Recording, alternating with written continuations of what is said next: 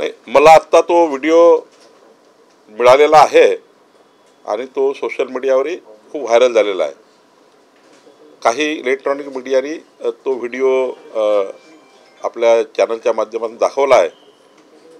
मी तातडीनं आमचे ACS यांना चौकशी करायला सांगितली आहे आणि त्या व्हिडिओमध्ये कोण उपजिल्हाधिकारी आहे, कोण तहसीलदार आहे, त्यामध्ये अजून काही कुठले महसुली अधिकारी आहे किंवा इतर विभागाचे अधिकारी आहे, याचीही चौकशी होईल. आणि त्यामध्ये जी काही चौकशी करून कारवाईचा विषय असेल तो सरकार लवकर करेल. सर, तलावांचे मच्छीमार संस्थांना तलावांचे वाटप करताना सुद्धा एक महत्त्वाची बैठक तुमच्या दालनात पार पडलेली आहे. मत्स्यमंत्री नितेश राणे सुद्धा उपस्थित होते. काय नेमकी निर्णय झाला आहे?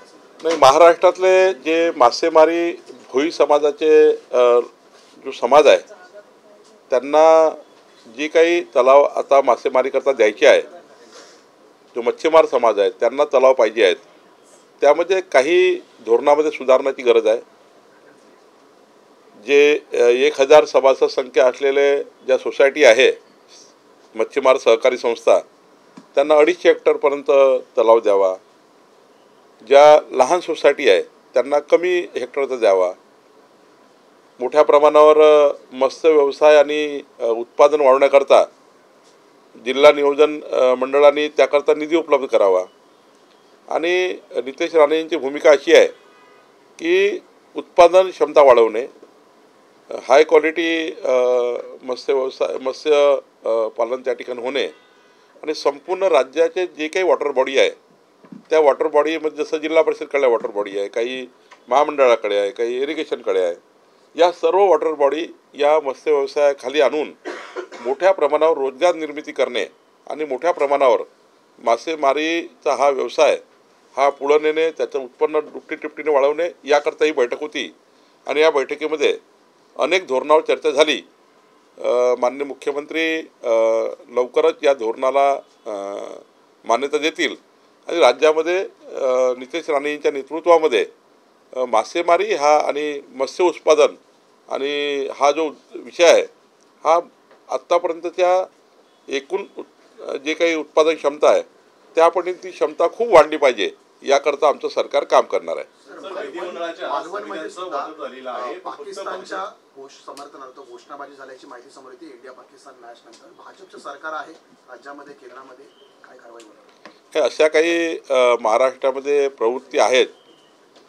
जसं उद्धव ठाकरेंचे खासदार निवडून आले होते तेव्हा काही रॅली निघाल्या होत्या. रॅलीच्या वेळी पाकिस्तानचे ध्वज फडकवण्यात आले होते. आता भारत पाकिस्तानच्या मॅचच्या वेळी जी काही या ठिकाणी अशा पद्धतीने पाकिस्तानचे झेंडे फडकले आहे, ह्या ज्या भारतात राहून भारताविरोधी भूमिका घेणाऱ्या प्रवृत्ती आहे यांना ठेचून काढण्याकरता महाराष्ट्र सरकार याच्यामध्ये पूर्ण लक्ष टाकतं आहे. आणि माननीय गृहमंत्रीजी यामध्ये नक्कीच याच्यामध्ये चौकशी करून कारवाई करतील. मंत्रिमंडळाच्या समित्यांचं वाटप झालेलं आहे, मात्र भाजपच्या नेत्यांचं फक्त पाहायला मिळते. मित्रपक्षांची यादी आलेली नाही की नेमकं कशामुळे? नाही, आम्ही सर्वांनाच याद्या मागितल्या आहेत. जशा अशी याद्या येत आहे तसतसे ते त्या ठिकाणी याद्या डिक्लेअर होतील. कारण जेवढ्या याद्या आहेत तेवढ्या डिक्लेअर झाल्यानंतर ॲड होतील. त्यांच्या जागा राखीव आहेत, प्रत्येकाचा कोटा राखीव आहे आणि विधिमंडळाच्या प्रत्येक सदस्याला समिती मिळतं, असं कुणाची समिती वगैरे जात नाही. त्यामुळं ते उशीर होण्यापेक्षा आणि विधानमंडळ सुरू होत आहे, जशा अशी याद्या आल्या तसतसं मला वाटतं त्या सादर केल्या आहे. मस्साजोग या ठिकाणी देशमुख कुटुंबीय आणि ग्रामस्थांचं आंदोलन सुरू झालेलं आहे. संतोष आंधळे जे आहेत त्यांना अटक झाली पाहिजे या मागणीसाठी आंदोलन सुरू झाले. काय नेमकी भूमिका? माननीय मुख्यमंत्री देवेंद्र फडणवीसजींनी ज्या ज्या चौकशा त्या ठिकाणी अपेक्षित होत्या त्या त्या चौकशा सरकारकडनं लावलेल्या आहे. आणि नेहमीच माननीय मुख्यमंत्र्यांनी सांगितलं आहे की या प्रकरणातील कोणताही आरोपी फाशीपर्यंत जाईल याकरता कुठलाही पुरावा सुटणार नाही, त्याकरता सरकारने पुढाकार घेतला आहे. मात्र आता जे काही आंदोलन गावकऱ्यांनी केलं आहे त्याबद्दल आरोपी पकडणे, आरोपीला शासन होणे याकरता सर्वांचीच भूमिका आहे. मी पहिल्यापासून सांगतो आहे की भारतीय जनता पार्टी संतोष देशमुखाच्या परिवाराच्या मागे पूर्णपणे खंबीरपणे उभी आहे. आमचे सर्व तिथे सुरेश धस असतील, आमचे सर्व आमदार पूर्ण पाठीशी त्या ठिकाणी संघर्ष करतात आहे आणि आरोपी कुठेही असेल त्याला पकडून आणण्याचं शासन काम करत आहे. मला वाटतं की यामध्ये जे काही त्या ठिकाणी आंदोलन झालं आहे, शासन आंदोलनकर्त्याही चर्चा करेल आणि निश्चितपणे त्या परिवाराला पूर्ण न्याय देण्याच्या भूमिकेत शासन आहे. आम्ही नक्की यामध्ये अजून काय केलं पाहिजे याचा विचार शासन करेल. खंत व्यक्त केली की आपण त्यांना विजिट नाही केली आणि मुंडेंनी तशी भेट घडवून आणली. मी वारंवार या विषयावर यापूर्वी स्पष्टीकरण केलं आहे आणि स्पष्टपणे सांगितलं आहे काही गोष्टी. आता यामध्ये फार राजकारण नको आहे. याच मुद्द्याला काँग्रेस सद्भावना पदयात्रा बीडमध्ये काढणार आहे. याच मुद्द्याला धरून नाही, मला असं वाटतं की त्यांचा प्रत्येक पक्षाचा आपापल्या आंदोलनात्मक पवित्र घेण्याचा अधिकार आहे.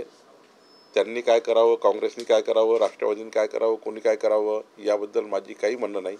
पण महाराष्ट्र सरकारची भूमिका स्पष्ट आणि पारदर्शी आहे की या प्रकरणामध्ये कोणी आरोपी सुटणार नाही. आरोपी हा अंतिम शिक्षापर्यंत सरकार त्यांचा पाठलाग करणार आहे आणि माननीय देवेंद्रजींनी याबद्दलचे सर्व खुलासे केले आहेत. मुस्लिम व्यापाऱ्यांना आता बंदी घालण्याचा निर्णय गावांनी घेतलाय. जवळपास AI संदर्भामध्ये देखील पाऊल उचलताना पाहायला मिळत आहे. नाही, आम्ही एक अभ्यास करतो आहे आणि त्यामुळे समोर जातो आहे की राज्यामध्ये 12,000च्या वर महसुली सुनावण्या प्रलंबित आहेत 2012-13 पासून. 2012-13 पासून 12,000 प्रकरणं जर आमच्याकडे प्रलंबित असतील आणि मी काल आता 107 सुनावण्या घेतल्या, काल 11 पासून रात्री 7 पर्यंत 107 सुनावण्या घेतल्या. आता या सुनावण्या घेता घेता 12,000 सुनावणी घ्यायच्या आणि त्याचे निकाल पारित करायचे आहे, मेरिटवर करायचे आहे. मग आता थोडा टेक्नॉलॉजीचा सपोर्ट घेतला पाहिजे. दोन जे पक्षकार आहे त्या दोन्ही पक्षकाराचं रिटर्न स्टेटमेंट आपण जर AIच्या सॉफ्टवेअरच्या माध्यमातून सपोर्ट घेतला तर आत्ता मेरिटवर निकाल येऊ शकतं. म्हणजे मेरिटचा निकाल घेण्याकरता सोपं पडू शकतं विभागाला. म्हणून आम्ही सर्वच महाराष्ट्राच्या सर्वच विभागाला सांगितलं आहे, आमच्या कलेक्टर, कमिशनर, की तुम्ही मेरिटवर निकाल देण्याकरता कुणावरही अन्याय होणार नाही, कोणाही पक्षकारावर अन्याय होणार नाही याकरता आपण त्या ठिकाणी AIचा सुद्धा सपोर्ट घ्यावा. आणि आता तर इतकं ॲडव्हान्स आलेलं आहे की तुमचं म्हणणं काय, यांचं म्हणणं काय, या ठिकाणी सरळ आत्ता सुप्रीम कोर्टाचा काय निकाल आला त्या प्रकरणात, तशा प्रकरणात हायकोर्टाचे काय निकाल आहे हे सारं AI तुम्हाला देऊ शकतं. आणि त्यामुळं मोठा सपोर्ट या 12,000 प्रकरणाला मिळू शकेल. आणि हे जे लोक 10 वर्षापासून आपल्या मंत्रालयात खालीवर चक्रा मारताय हे संपूर्ण प्रकरण शून्य झालं पाहिजे, भूमिका शासनाची आहे.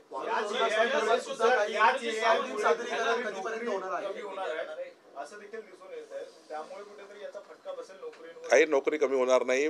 5 लोक 6 लोक 12,000 केसेस डिसाईड करू शकत नाही. कारण विभाग जो आहे विभागामध्ये काही कर्मचाऱ्याचं काम जात आहे का जात नाही. कारण माझ्याकडे 12,000 सुनावणी करता केसेस आहे, तर मला सुनावणी घ्यायची आहे.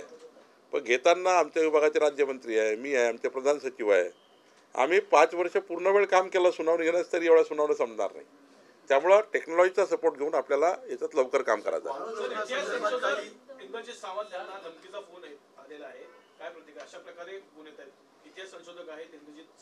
नाही, अशा काही जे फोन येतात त्यांचा तपास तात्काळ लावून त्यांना जेरबंद करणे याकरता आमचं माननीय देवेंद्र फडणवीसजी आणि गृह खातं हे यामध्ये प्रचंड सक्षम आहे आणि त्यांना शोधून काढतील.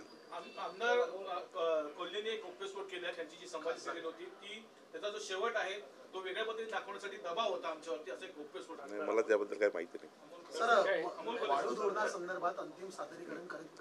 28 तारखेला 11 वाजता वाढू धोरणाचं अंतिम सादरीकरण आहे. 163 तक्रारी म्हणजे सुधारणा आल्या आहेत. म्हणजे या वाढू धोरण कसं असावं, पब्लिक डोमेनमध्ये पहिल्यांदा वाढू धोरण आम्ही सादर केलं आणि पब्लिक डोमेनमध्ये आणि आत्ताही आम्ही सांगितलं आहे की उद्यापर्यंत ज्या काही लोकांना सुचवायचं असेल तर सुचवा. उद्या 11 वाजता म्हणजे 28 तारखेला 11 वाजता वाढू धोरणावर आम्ही अंतिम प्रारूप तयार करणार आहे आणि मंत्रिमंडळासमोर जाऊन मला वाटतं या 10-12 दिवसामध्ये आम्ही वाढू धोरण अंतिम करू आणि इतकं सोपं आणि सहज करू की पुढच्या 2 वर्ष लागेल, एका दिवशी नाही होणार. हे सर्व रॅकेट सुरू आहेत. हे वाळू माफिया आहे. वाळू माफियाला स्कोपच मिळणार नाही. जेवढा मागणी आहे तेवढा पुरवठा जर सरकारने उपलब्ध केला तर वाळू माफियागिरी होणार नाही. शेवटी माफियागिरी काय, डिमांड बेस्ड सप्लाय नाही आहे, त्यामुळे तेवढा सप्लाय आम्ही पूर्ण करू. तर शासकीय कर्मचारी 6 मार्च रोजी आंदोलन करतायत. त्यांचं म्हणणं आहे की आमचा वाढीव महागाई भत्ता आहे तो मिळालेला नाही, तो सरकारने घोषित करावा. विरोधक आरोप करतायत लाडक्या बहिणीमुळे बोजा वाढलाय, त्यामुळे शासकीय कर्मचाऱ्यांना मागे लाडक्या बहिणीचा हेडचा आणि शासकीय कर्मचारी हेडचा काहीच संबंध नाही. त्यांचा हेड वेगळा आहे, यांचा हेड वेगळा आहे. त्यांचा हेड त्यांच्यातून पगार होतो, यांचा लाडक्या बहिणीचा हेड वेगळा आहे.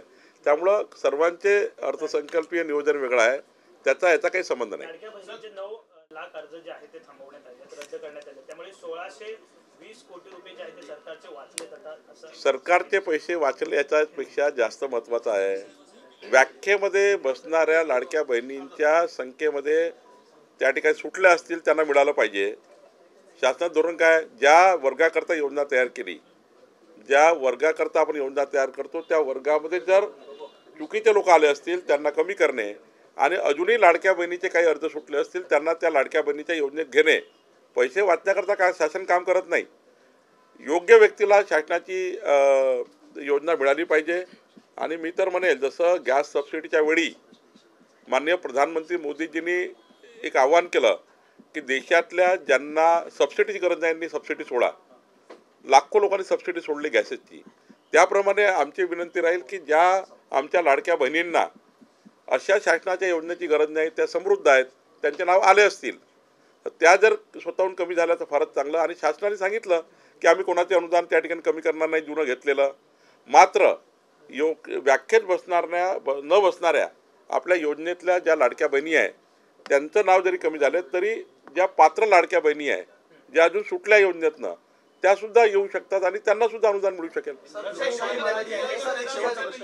लोकशाही मराठीने मुंबईतील संरक्षण भिंतीमध्ये प्रचंड घोटाळा झाल्याची माहिती समोर उघड केली. 100 कोटींहून मोठा घोटाळा आहे.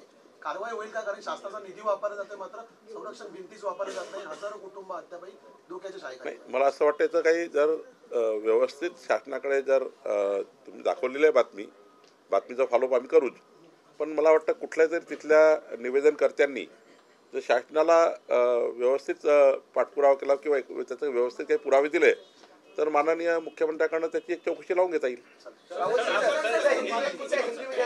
फ्रेंच कंपनी ने आरोप किए हैं एमएमआरडी ऑफिसर्स पे कि मुंबई मेट्रो वर्क्स में कुछ पैसे लिए गए थे, इसको लेकर के क्या? नहीं, मुझे इसका कुछ मालूम नहीं, मैं कोई अपडेट नहीं हूँ इसमें.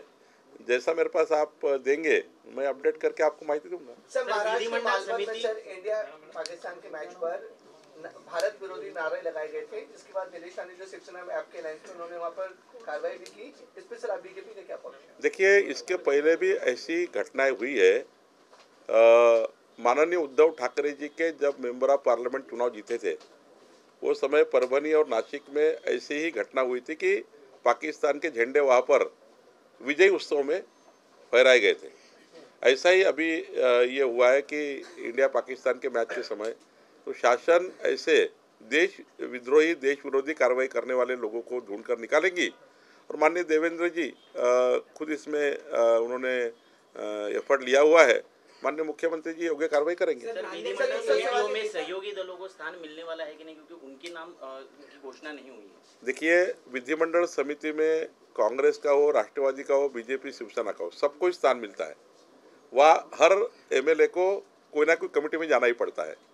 तो जैसे जैसे नाम आते हैं वैसी वैसी उसका एडिशन होता है. कोई भी चाहे अपोजिशन के भी लोग हो, कांग्रेस राष्ट्रवादी, उनका भी मेंबर का भी समिति मिलती है. तो इसका ये नहीं है कि इनका आया उनका नहीं है, सभी का आने वाला है. सर, नांदेड़ से एआईएम के नेता है, वो कहते हैं 15 मिनट वाली जो धमकी है वो देते हैं, वो किस तरह देखेंगे सर? क्या एआईएम के नेता है सैयद मोएन, उनकी तरफ से 15 मिनट वाली जो धमकी है हिंदुओं को कि अगर हम 15 मिनट दे दें तो हम पूरा खाली कर देंगे, ऐसी धमकी फिर से उनकी तरफ से दी गई है. किरण रिजिजू ने ये वीडियो जो ट्वीट किया हुआ है. नहीं, उसका एक बार सरकार देखेगी क्या कैसा क्या किया उन्होंने. इस प्रकार से धमकी नहीं चलेंगे महाराष्ट्र में. ऐसी धमकियों को कोई डरने वाला कोई समाज नहीं है. और जातिवादी भावना भड़काना भी हमारे देश में ठीक नहीं है. तो उसके लिए शासन है, शासन निर्णय करेंगे उसके लिए. सर, लाडकी बहन योजना में 5 लाख लोग हैं वो पहले डिस्क्वालीफाई हो गए, तो क्या आप एग्जैक्ट नंबर बता सकते कितने लोग और डिस्क्वालीफाई हुए कि 9 लाख का आंकड़ा सर? देखिए, आप इसको मीडिया के मैं साहब साथियों को रिक्वेस्ट करूंगा कि इसको अदरवाइज मत लीजिए. जो योजना की डेफिनेशन है उस योजना के डेफिनेशन में आने वाली लाडली बहना का कोई भी एक पैसा भी कम नहीं होगा।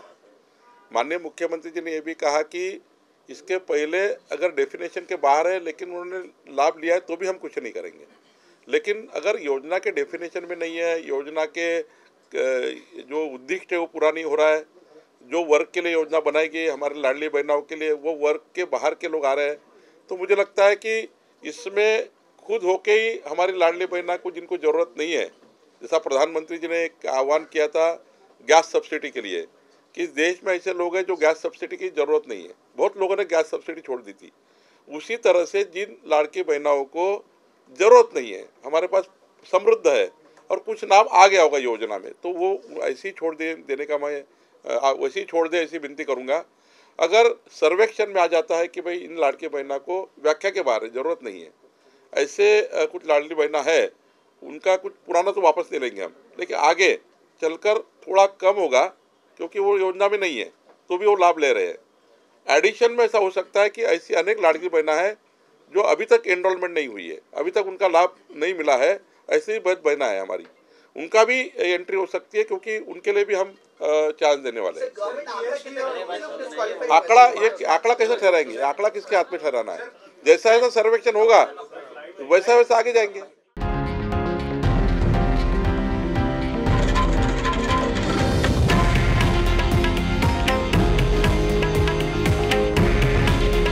हे आहे देशातील नंबर 1 न्यूज नेटवर्क आणि आपण पाहत आहात TV9 मराठी। काळजी तुमची, हित महाराष्ट्राचं।